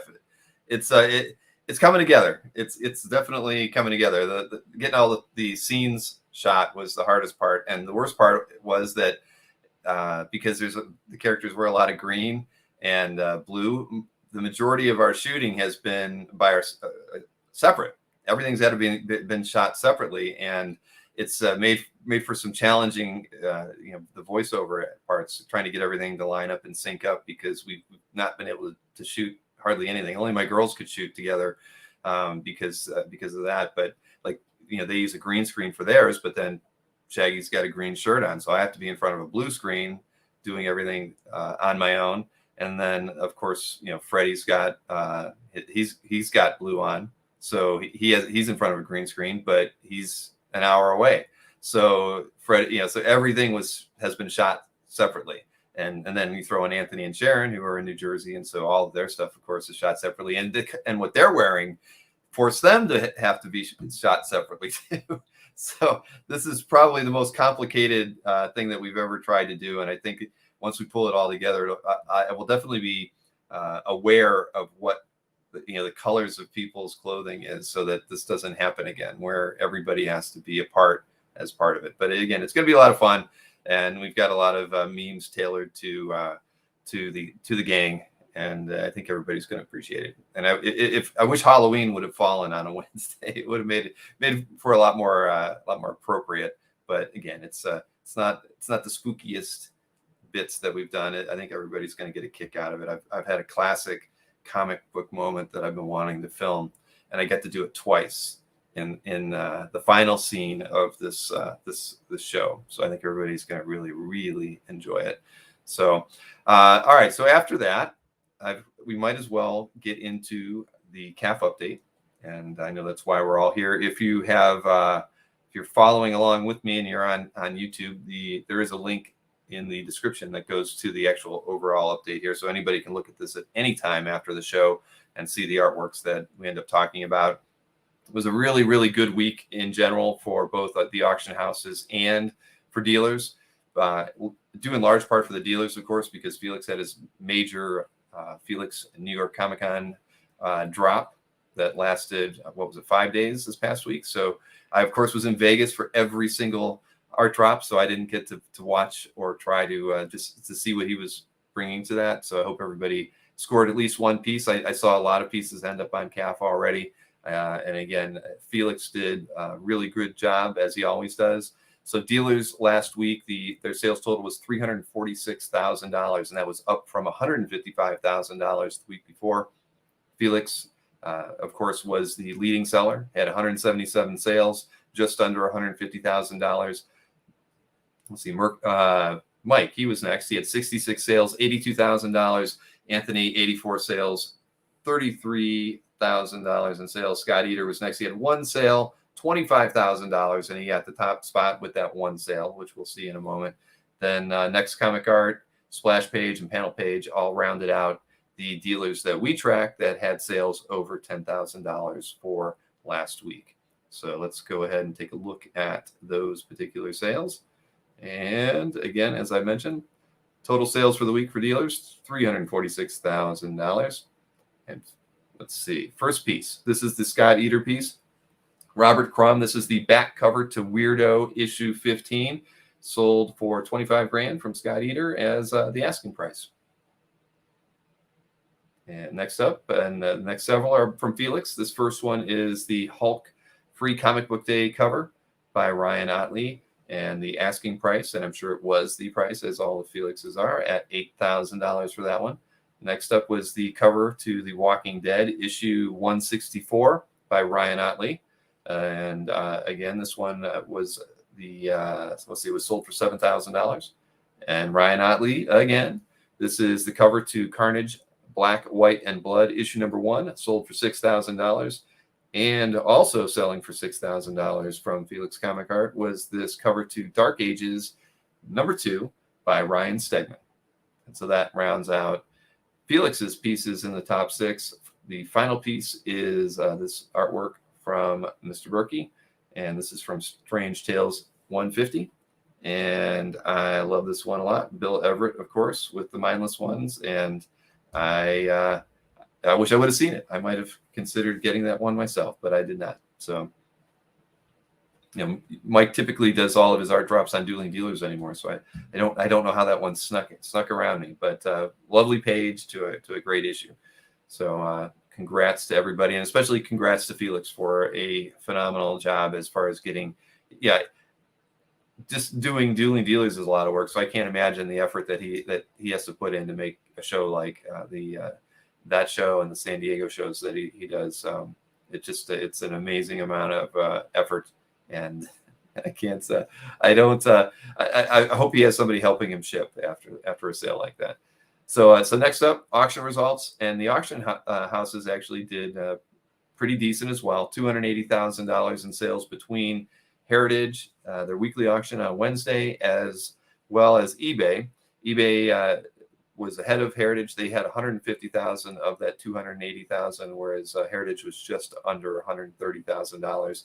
Of the pieces on eBay, we tracked just over 1,000 sales to make up that figure, with only 14 of the sales being over $1,000. And as far as Heritage goes, they had 35 of 229 sales for that Wednesday auction that exceeded $1,000. So let's look at the top 3 sales from both of them right now. And where are you? Here you are. Now, yep, there's a Frank Joe for you. Always naughty, sparking outrage, I guess. But there is the total again, just over 280. This first piece sold on eBay and it was a Liberty Meadows commission. Don't believe it was published, but the price on this one was $5,000. This next up was an illustration by Ron Cobb, a very sought after magazine or newspaper illustrator. This one sold for $2,500. And finally, from eBay was this incredible Hulk page from issue 250 by Sal Buscema and Bill Mantlo, and this one sold for $2,350. Next up are the 3 pieces from Heritage. First is this amazing Captain Marvel number 29 page by Starlin and Milgram, and this one sold for $13,200. These are, of course, with the juice from Heritage, including that. So next up is this Kurt Swan Stan K. World's Finest number 74 page, sold for $5,520. And finally, Al Milgrom once again. This is Al Milgrom and Jim Mooney, Spectacular Spider-Man issue 82, page 3, sold for $4,080. A very nice Punisher page there. Congratulations to whomever picked those pieces up. They're all very, very, very nice. And so let's take a look at the popular artwork. That's why many of you are here, just to see the pieces I picked out. And I have to say, because of the vacation last week, I did ask Khalil rather late if he wanted to help me out this week, and he wasn't available. So we're not doing the 10 collector picks this week, but hopefully we'll be back on track next week and thereafter. And I did see somebody mention, when's my next collector interview? I don't have any scheduled. I do have several people that have reached out to me, and I will try to get one in. I'm not sure if I'm going to want to try to do it for next Tuesday or the following Tuesday, only because with the amount of work I have to do to get the next Dueling Dealers theme show completed, I've got a lot of work ahead of me. And also, Maureen and I are trying to do a few programming enhancements to the Comic Art Live show.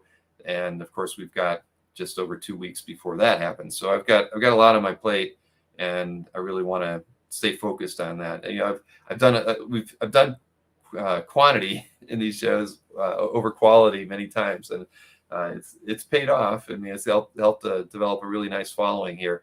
But I think, at least for the next 2 weeks, I want to stay as focused as I can on the next Dueling Dealers episode and Comic Art Live. It's very important, and the enhancements that we're working on for Comic Art Live, just so everybody knows is we're working out this announcement thing so that everybody who's an exhibitor can easily, probably it'll be like a twice a day thing where you can make an announcement about maybe a price drop or those sorts of things. Because I know that it was very popular in the last show, especially on Sunday, where people said that they were dropping the prices of the artwork that didn't sell on Saturday, but then they really had to do all that work themselves. So what we're trying to work out is an announcement system that when you create it, it will give you an easy opportunity to share that socially at that point. And it'll certainly at least give you a link to make it easier. So you can just copy that out, and it'll contain both your gallery or your exhibitor booth information and whatever your message is. And then at the same time, just give you an easy format for that. We've never done a good job of making those sorts of things easy for everybody, but we hope to rectify that this time around. And then what we also hope to add, and this isn't as important to everybody else, but it's important to the art reps that use the show, and also artists that use the show, is we've allowed them to accept commissions, but we've never allowed them to upload commission example images. So it's not like I'm going to let them upload 20. I might only let them upload 5 or 6, but it's they've always had to go in there and link to their own website or their CAF gallery to say, here's examples of my work. So we're hoping to be able to add that as a feature for the people who use Comic Art Live to facilitate getting commissions, because a lot of people do. I think the last show, I believe, at least from the people that did reply to me, I think we probably dished out around 200, 250 commissions. So, and probably is a little bit more considering I didn't hear back from everybody. So it's used, and so it's a feature that people have asked me for, and so we're going to do our best to have both of those things available for the next show on November 13th and 14th. So all right, so let's get on to the popular artwork. And again, this is, I believe, 25 picks again for me. I hope everybody appreciates them as much as I did. This one is in the collection of Eric DLS, a very good friend of mine, John J. Muth, and it's a pinup from Doctor Strange Classics #1. Amazing. Eric, I'm always jealous of your collection. And then Dino makes the list. This beautiful Ed Hannigan and Claus Janson Thor 329 cover. I love this one. I love Thor, and I had to have that one at the top of my list. And then this is from Dinesh. We actually looked at this last Tuesday when we had him on. This is the cover to Dark Hawk #1 by Mike Manley. And here we go. We've got, this is from PR Churchill, and this is from Iron Man issue 55, and it is by Starlin and Esposito. Really, really nice piece. And this is in the collection of Paul P. from artist Ryan Stegman. First appearance of Agent Anti-Venom. And this is from 2017. And another Humberto Ramos. We always seem to have one in every update we do. This is from Amazing Spider-Man #20. The cover, of course, from 2019. Paul P's collection as well. Sorry, I didn't mention that. But this is in Ruben's collection. I don't know. We haven't seen Ruben in a while. He's probably been very busy. But this is Mike Perkins, of course, and it's from Iron Fist '74. I really, really like that page, Ruben. Congratulations. And next up, this is in Michael McIsaac's collection, Kieran Dwyer and Terry Austin. This is from Classic X-Men #16. And Fish Benz. Congratulations, man. You just keep bringing out the hits. This is from Infinity Gauntlet, issue 6, page 8, Ron Lim and Joe Rubenstein. Congratulations, Fish. Love that one. And this is in the collection of PA, Todd McFarlane. McSpidey fan would be jealous. Inked by Joe Rubenstein. This is from Amazing Spider-Man 305. Lovely, lovely page. And then Mikhail made the list with this Daniel Warren Johnson green leader piece. DWJ continues to make wonderful, wonderful artwork commissions. Next up is, let's see, this is Venom Separation Anxiety #4 collection of David Miller, and the artist is Ron Randall. And Kavi, there is a wonderful World's Finest page here from issue 244. Jose Luis Garcia Lopez, inked by Murphy Anderson, and probably Mr. Lopez as well.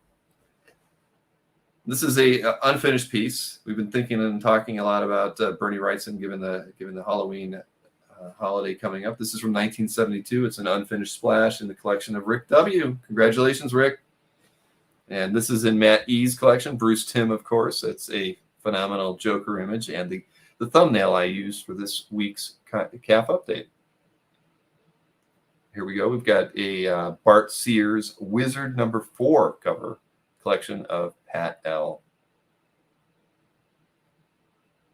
A couple more pieces here. This is from Fighting American. It's the splash to issue #2.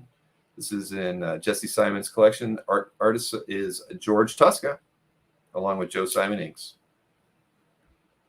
And next up, we've got this great piece in Glenn Gould's collection. This is by Gene Colan and John Byrne, and it's a commission featuring Daredevil and Dr. Doom. Tim C. posted this really awesome Kirby Coletta Thor 139 page. I love every panel of this one. It's a beauty.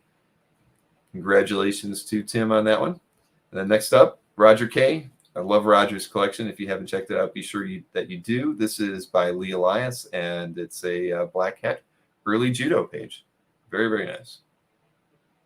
And unmistakable, right? This is Arthur Adams from Longshot. This is from issue 4, page 6 in the collection of Tangled Web Art. Whilst Portasio inks, of course. And Mr. Nick Barucci is the owner of this awesome John Romita Jr. piece. This is Fantastic Four #35, 60th anniversary Random House exclusive cover. Wow. And Brian Selfries, you know it when you see his art. It's unmistakable. This is in the collection of John Glassman Gardner. Congratulations, John. The final two pieces here. This is Felipe Massafera. This is the cover to Kazar, Lord of the Jungle, issue #2 in the collection of Jim D'Amico. And finally, this is in the collection of Jan Huys. I'm probably butchering that, Huyse, but this is an awesome Mike Mignola Lobster Johnson cover, the Iron Prometheus #4. And I am blurry as heck. Why is that? Maybe I'm going to have to buy that. You know what I should be spending my money on is a new camera, I think. I don't know why. Why is that doing that? That's kind of weird, isn't it? It's not refocusing either.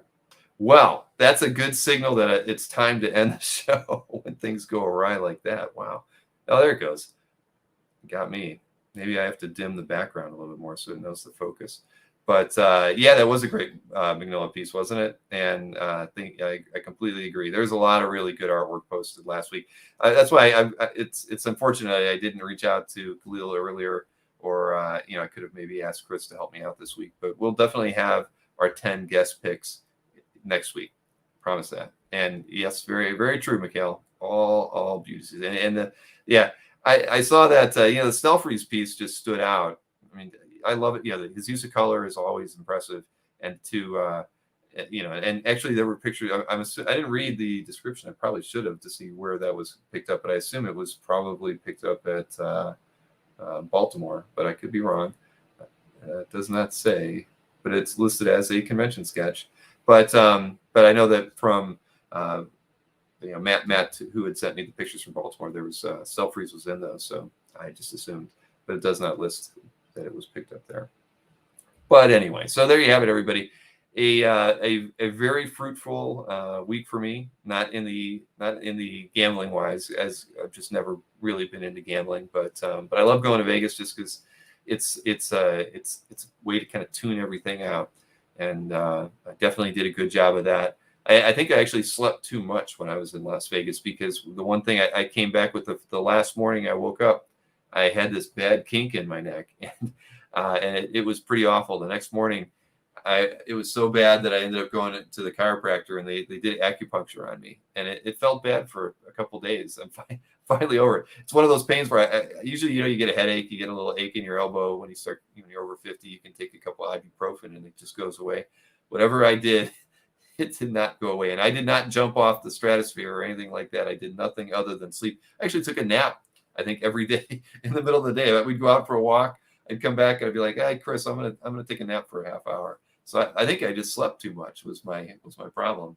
So hey, I know everybody's doing the enter thing. I apologize. I didn't set up Battissimo with a giveaway. I will take care of that, and we'll do something. I'll do something special next week. I'll tell you what I'll do. I will. I know Anthony is going to be shipping out, because he was the final caretaker of the box of trading cards. Those are going to be going out to people who bought from us. As far as complete sets, there weren't many of them, so they're very limited on who's going to get them. We talked about it after the show last night, but I had Anthony set a couple aside. So next week, what I'll do is we can do a set of dueling dealer trading cards as a giveaway, and one of the shirt of anybody's choice. So I'll do 2 giveaways next week of those things. And all I would say is if you, I think everybody will know if they got a set of trading cards, complete set by that time. So anybody who knows they're going to get one shouldn't try to enter in and get another one because they are that rare. What we've kicked around is as far as doing the second set, just so everybody knows. I mean, and you can tell me if it's a bad idea or not, but I think it actually would be more fair, because I think a lot of people want to get something from the show like that. Is we thought we would just do it as a Kickstarter and just say, because then we can offer anybody that wants to get a complete set. It's kind of like doing a pre-sale, right? It'll be a low, because we're going to do them anyway, so we're not going to be trying to set a high dollar amount to get them done. But we just thought it would be more fun to do it that way, and still have stuff to give away, of course. And we can add a few things into the Kickstarter for the show, and even we could even reprint the first sets and do them as part of it as as an add-on. So I don't know. I think that that's CAF NFT. I can tell you, Mikhail, we're actually thinking about doing something with NFTs. I hate to say it, but related to dueling dealers. Whether it's short clips from the show, some of the memes, and so I can't really talk about it until I get to the point where I can talk about it. But it's something that we thought we could use as an opportunity to partially raise money for charity as well. So we're trying to think out of the box and do some different things that I think would be good for me to experience as well, getting into that world. It'll help me understand it a little bit better, since as I've told everybody, I'll never be an NFT comic art buyer, but I liked the thing that Scott Wingo had gotten. I know that was a Spider-Man, but it wasn't like a piece of published art. I like the idea that the artist who made it had its own stand, that sort of thing. I thought that was pretty cool. So I think we'll be dabbling in a lot of different things, but that's what we're thinking about doing with the second set of cards. Will be just to do it as a Kickstarter, and that way we'll know how many to get, because we clearly doing it the way we did it, where we only were able to put together about 25 complete sets, definitely wasn't enough. And we just wanted to get it done. It was the first time I've ever printed anything like that. So yeah, that's exactly right, Mikhail. You could buy the Bald Billigan and ensure that I am never seen again. I don't know if I would want to. Maybe see, now you got me worried. Maybe I shouldn't sell the Bald Billigan one, but that's what we've kind of thought about, is that we're going to retire the memes at some point. I don't want to just keep always playing the same ones. It forces us to make new ones. We've kind of been in a little bit of a rut. Anthony and Sharon have been really tied up for the last couple months. We haven't been able to do as many new memes as we'd like to, and it's a lot of work. Well, Mikhail, you've had to shoot memes for the show.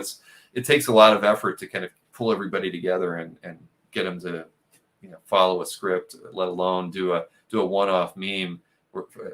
And it's hard at the end of the day. I was really happy when the girls got in costume, Maureen gave them direction to do like some one-off memes that we'll be doing for the show that are really, really funny. But I would never have thought of them on my own. So having her do that was cool. But yeah, so that's the thought there, is we'll be dabbling in to some degree with an NFT or two in 2022, just for fun, and you guys will be the first to know about it. And as well, the trading card Kickstarter. You figure that's the 50th episode will probably fall sometime around middle of January. So I've already started picking out the images that we're going to use for the second set of cards. So I would like to think by the end of January we'll know what we're going to be putting together, and just can start the Kickstarter then. And again, it's more for pre-orders. It's not like, we've got to reach this goal or we're not going to do it. At the end of the day, we'll practically probably be selling them at cost. At the volume that we printed this last set, they were about 50 cents a piece. So that's about standard. I looked around and I couldn't really find a better price, and I went to a company called mytradingcards.com. It was a no-brainer to work with them. So let's see what we got there. I don't know if you yeah, right. Sketch cards. You know what? I never even thought about that. That's a really good idea. Goo 111882. I'm gonna write that down. I like that idea. I think we can facilitate something like that. That could be a higher added on. And no, I love it. I mean, at the end of the day, these are for fun. It's not for making money. So if we can do these and then I can turn these around into some good donations, I think that would be great. So, so no, I love that sketch cards. Wow. I don't know why I never even thought about that. I don't know. Hey, again, that's why I need you guys out there giving me good advice. And yep, even Nick agrees. So, and cake cards. You know, I did. There is one card with a cake on it, and with Sharon, Anthony, and a cake. I couldn't not have it. But I agree. I mean, there should be, rather than just one with the two of them on it. I mean, that cake that she made last night was crazy great. So, you know, I could see doing some add-ons. Like, okay, if it gets to this level, we can add on, you know, 5 cake cards or something. I don't know. I mean, I just want to have fun with it, and I want you guys to have fun with it too. So that's so no, sketch cards is a perfect idea. No nipple cards. No pasties. None of that. We're not going to see any of that. Don't forget to get Owing to do one when he appears. Oraga. I believe he'll be doing a live drawing demo while I'm interviewing him.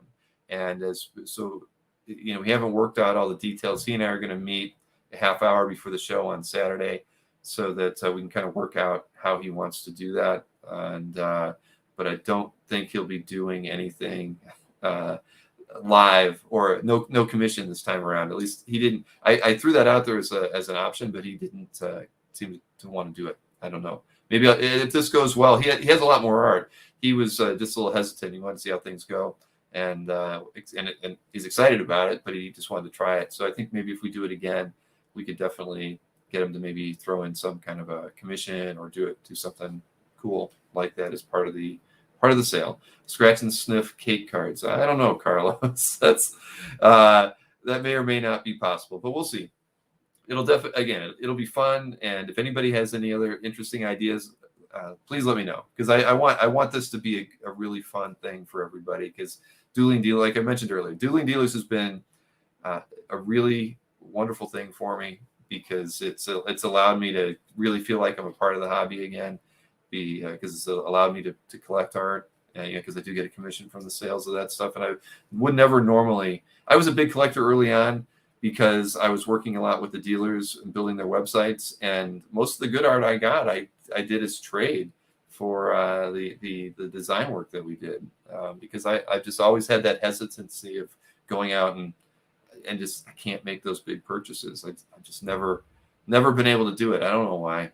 I mean, I feel lame in that regard, because I watch you guys, so many of you, buying all the time and posting great artwork. I've just never been able to do it unless I had extra income. And early on too, not only was I doing it for trade, but my consulting business was actually more was the more important business versus the work I was doing in comics and comic art. And so, to me, I was looking at the money that was coming in from CAF at the time, which wasn't a lot, as just funny money. Mr. Chris and I were always doing profit sharing checks out of that side of the business, because we were like, well, we're paying our salary over here from the consulting side.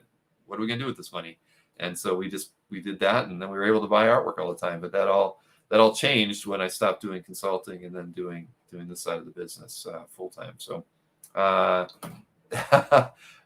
you could freak out. Yeah, that would be fun. I could, I don't think either Mike or Anthony would be up for it, but I like that idea, that free shipping reward card. I do like that. Business blue line eliminator card. Oh man.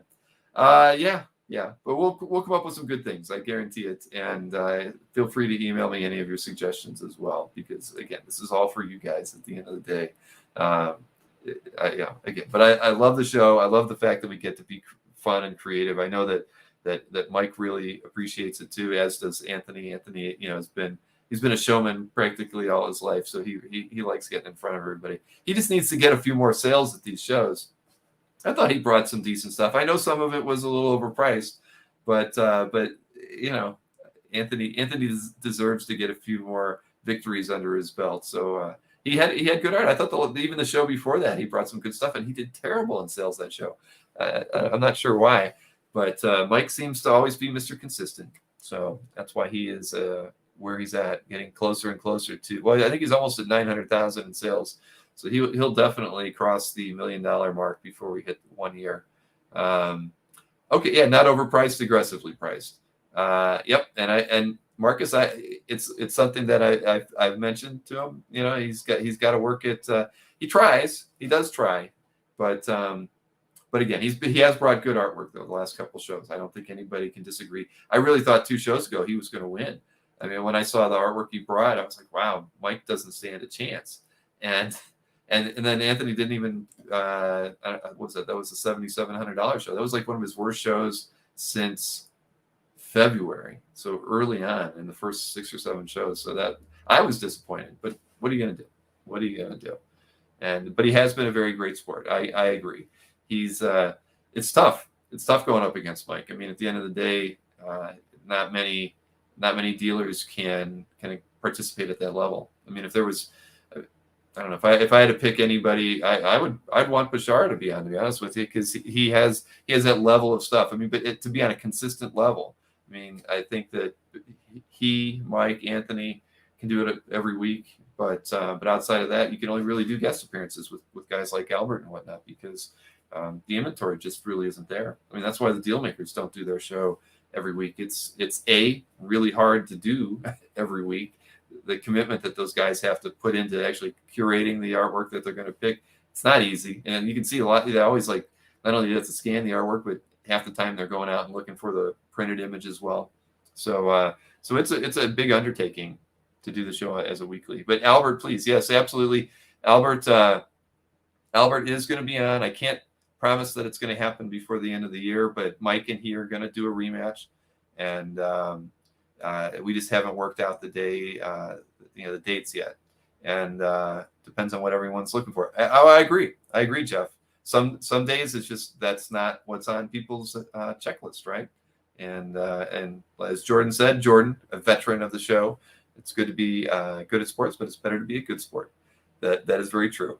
And we always have good conversations after the show, between the 4 of us, because Sharon hangs out and we kind of talk about what went well, what didn't work out well, and we try to figure out where we can improve. And but no, Anthony's been great. I mean, it's tough to always be on the losing end as it is for him, but he's a good sport, and I wouldn't have it any other way. I enjoy hanging out with the 2 of them, and Sharon making her cakes all the time. But a carbo show, yeah, that could be interesting too. And as Nick said, please everybody be sure to hit that like button if you haven't already. I know there's still 50 of you watching, so I do appreciate that. But I think I'm going to call it a night. I've got some video editing to do. We've decided Ashton and I are going to be tackling 2 of the scenes that have the most dialogue, because like I said, the problem was everybody had to film their parts separately. That we want to make sure we don't have to do any reshoots before next Wednesday, or ideally before next Monday, so we can have some time to work at it. So we're actually going to be doing scene 3 and scene 5 first, and because they are the most involved. I think I get to tackle scene 5 because it's got my 2 favorite things in it. So and I can tell you, somebody said something about that scene, the scene that I've got in there in one of the recent Dueling Dealers episodes. I saw that and I was almost going to say something, and then I didn't. So not that, I mean, there's 1,000 comments that happen every show, so you're never going to guess what a historic moment in comics I'm picking out, but you'll know it when you see it in scene 5 next Wednesday. And doozy too. Yeah, we've got some art to sell. Man, you got it exactly. We were working out some lyrics. I don't think we're going to be able to do it after the show last night. We've got some art to claim now. There was a lot of we were riffing on the whole Scooby-Doo theme after last night's show, but we'll see. But again, yep, I appreciated everybody. And Glenn Danziger, I have actually never talked to Glenn, and I should. I've always wanted to. I've actually, what I should probably do is approach Glenn to do an interview first, and then see where that might lead. Because again, I've actually never talked to him. As long as I've been in the hobby, and he's been at San Diego many times, I've never spoken to him. So we will have to work that out. And Nick, that's a good idea too. Some cards should be continuity cards that fans put together. I like that idea. I'll have to give that one some thought. And yeah, Glenn would be amazing to have on, without question. I mean, you see a lot of those early photographs from, say, Albert's booth at San Diego, and you'll see Glenn Danzig. I mean, it's so cool. I mean, I regret not being a part of the hobby in the 90s and really coming in right at the tail end of it. I think it's like a 99. It's probably when I started. So I missed all that stuff. Glenn was cool. Yeah. All right. So anyways, guys, I'm going to call it a night. Thank you so much. I can't tell you how great it was to have my time off, but it's great to be back in front of everybody live. And like I said, I'll have the Baltimore recap video that Matt sent me, the pieces to yesterday. I'll have that next Thursday. I'm sure it's going to be great. I've looked at some of the video clips that he's put together. One other thing I should mention, just because it's related to IX, so my friend Patrick Wilshire, they've got their they had their show last weekend. It went really well and well attended. Everybody had to be vaccinated to go, whether they were an exhibitor or an attendee. And they are having their online show, opens to the public. Well, it opens to people who are paid ticket holders on Saturday night at 9, but it will be open to everybody on Monday night, 9 p.m. as well. And that's the big sci-fi show, sci-fi fantasy artwork show, that kind of a lot like the artwork that Hake was showing us earlier. So that's something to look out for. It's at ix-online.com. This will be their second online show. I've done all the programming for their site, and their first show last year, when they had to do it that way because of COVID, was a phenomenal success. Great for the artists that exhibited at it, and so they're doing an online portion to their in-person show, and it's probably something they're going to do going forward. It just because it worked really well. The artists really were very happy. It helped them reach a bigger audience, and I was happy to be a part of it with them. So look for that. Definitely Monday, 9 p.m. ix-online.com. Check it out. And I hope to see many of you on Saturday at 1 p.m. Eastern with the Mike Elming sale and interview. It should be a lot of fun here on the Comic Art Live channel. So I am tuning out. And again, thanks for tuning in.